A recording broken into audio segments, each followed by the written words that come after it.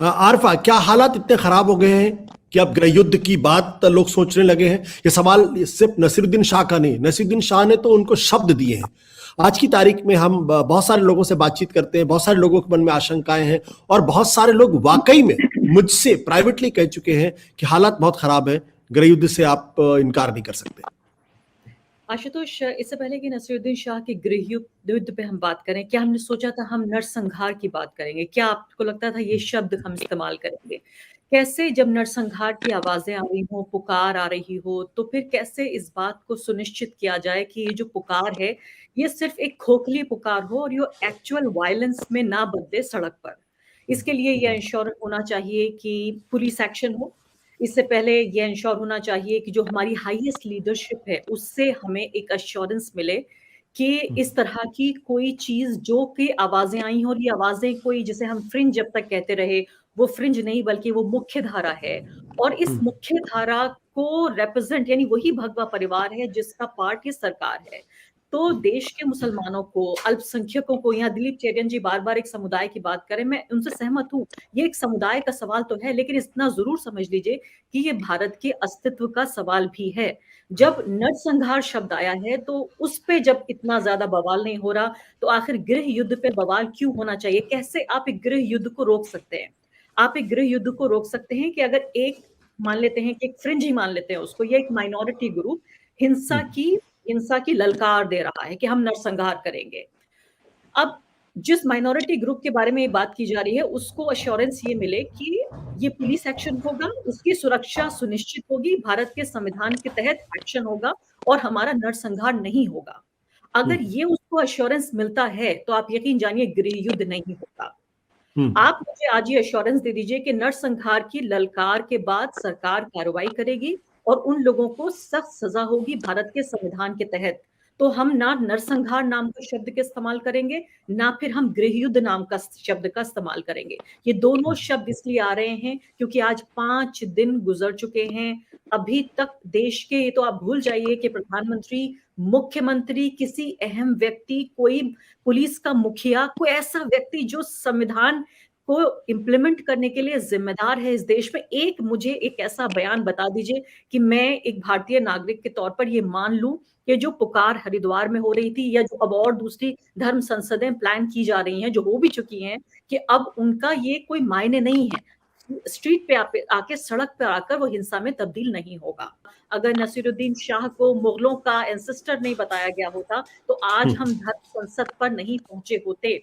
तो मैं ये कहना चाहती हूँ कि ये बात वही वैलिडेट होती है 2015 से, जिसकी शुरुआत हुई पब्लिक डिस्कोर्स में, कि जो डरा हुआ मुसलमान है वो उस वक्त से महसूस कर रहा था कि वो डर रहा है क्योंकि डर के हालात पैदा हो रहे हैं। आज वो डर के हालात, मनीषा जी कह रही हैं कि बाणों से ही जो है वो हिंसा फैला दी जाए। मनीषा जी माफ कीजिएगा, ये सिर्फ अभी बाणों की हिंसा नहीं है, ये सड़क पर हिंसा। इस देश का मुसलमान, इस देश का अल्पसंख्यक, वो गरीब मुसलमान जो ठेला लगाता है, दुकान चलाता है, मीट बेचता है, पढ़ने लिखने जाता है, डॉक्टर है, इंजीनियर है, पत्रकार, वो सड़क पर इस हिंसा को महसूस कर रहा है। ये सिर्फ बाणों तक सीमित नहीं है।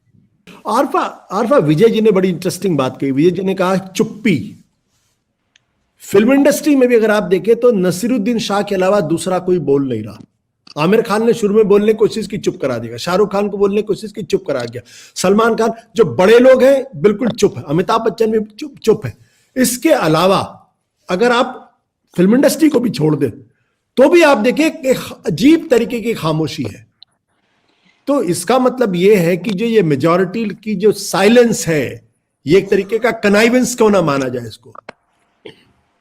आशुतोष जी, यहाँ हम जो 5 लोग बैठे हैं ना, हमारे भी बोलने की कीमत है। मैं यहाँ पर आके बैठी हूँ, मेरी पहचान ये है कि मैं पत्रकार हूँ, एक महिला हूँ, एक हिंदुस्तानी हूँ, लेकिन एक मुसलमान भी हूँ।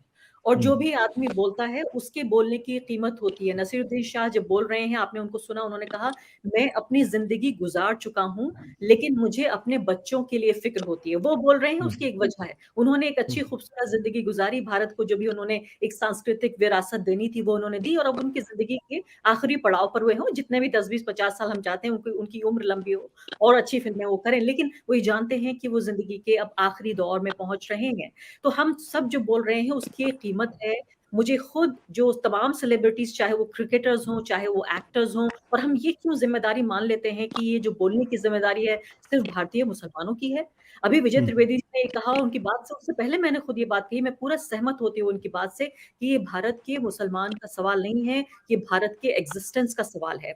मैं हैरान इस बात पर हूँ कि लोग इस बात पर हैरान हैं कि नसीरुद्दीन शाह ने ये कहा कि मुस्लिम्स विल फाइट बैक। मुझे आप ये बताइए कि अगर आपके घर के बाहर एक कुत्ता आपको काटने की कोशिश करे, इंसान भूल जाइए, एक कुत्ता आपके टाँग पे लग जाए, उसे आपको काटने की कोशिश करे, विल यू फाइट बैक और नॉट?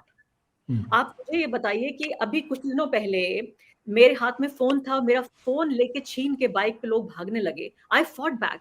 मैंने उस फ़ोन को उनके हाथ से छीनने की कोशिश की, वो अलग बात है कि मेरे हाथ से फिर भी फ़ोन छीन के ले गए वो लोग, बट आई फॉट बैक क्योंकि यही एक नेचुरल इंस्टिंक्ट है किसी भी इंसान का, किसी भी व्यक्ति का, किसी भी लिविंग बीइंग का दैट यू फाइट बैक। अब ये फाइटिंग बैक जो है वो देश के संविधान को करना है। ये फाइटिंग बैक देश के कानून को करना है। 5 दिन गुज़र चुके हैं, दुनिया के किसी भी देश में मैं शर्त लगा सकती हूँ आज, दुनिया के सबसे बड़े लोकतंत्र में नहीं, सबसे नाकाम देश भी पूरी दुनिया के जहाँ तानाशाही हुकूमतें हैं, वहाँ भी ये संभव नहीं है कि 5 दिन बाद भी देश का प्रधानमंत्री, देश का राष्ट्रपति, तमाम मुख्यमंत्री, तमाम उच्च स्तर के जो पुलिस अधिकारी हैं वो इसके अलावा देश की उच्चतम जो न्यायालय है, वहाँ से ऐसा साइलेंस है। मुझे ये बताएँ आज आप इस कार्यक्रम में कि जो ये 20 करोड़ मुसलमान हैं, जो 20 करोड़ लोग हैं, जिनके जन नरसंहार की जो ललकार है, वो इस संसद से आई, धर्म या अधर्म संसद, ये दूसरी बहस से कर लीजिए बहस ड्राइंग रूम में बैठकर। लेकिन आप मुझे ये बताइए कि इन 20 करोड़ लोगों को कौन ये बताएगा कि इस तमाम जो हिंसा की ललकार है, इसके बावजूद भी उनकी ज़िंदगी सुरक्षित है, उनकी लाइफ़ और लाइवलीहुड दोनों सुरक्षित हैं। भारत के संविधान में उनका आज सुरक्षित है, उनका आने वाला कल सुरक्षित है। जिस दिन ये सुनिश्चित हो जाएगा, मेरी ज़बान लरज़ती है, हिलती है ये कहते हुए कि आज हम इन शब्दों का इस्तेमाल कर रहे हैं, जो हमारे राष्ट्र निर्माता रहे होंगे, उन्होंने कभी नहीं सोचा होगा कि 21वीं सदी में अब 2022 का 1 दिन बाकी है, बीच में हम बात कर रहे हैं यहाँ पर। और मैं उम्मीद ये कर रही थी कि शायद आने वाले सालों में हम कुछ बेहतर भविष्य की कामना करेंगे, हम अपने आने वाले दौर की हम बात करेंगे, लेकिन इस साल का ख़त्म जो है, जो खात्मा है, वो जिस हिंसक जो प्रतीक हैं, जो हिंसक भाषा का इस्तेमाल हो रहा है, यहाँ बैठ के जब हम हिंसा की बातें करते हैं, तो हम जानते हैं कि किस तरह से जो हमारा आज है, वो तो असुरक्षित होता है, जो हमारा आने वाला कल है, वो उससे ज़्यादा असुरक्षित है। इसका सिर्फ़ और सिर्फ़ एक इलाज है, फाइटिंग बैक जो है, वो देश के सिस्टम को करनी है, संविधान को करनी है और ये सुनिश्चित करना है कि आप यहाँ पर सुरक्षित हैं, वरना नेचुरल इंस्टिंक्ट वही है कि यू विल फाइट बैक। सत्य हिंदी का ऐप डाउनलोड करें गूगल प्ले स्टोर पर।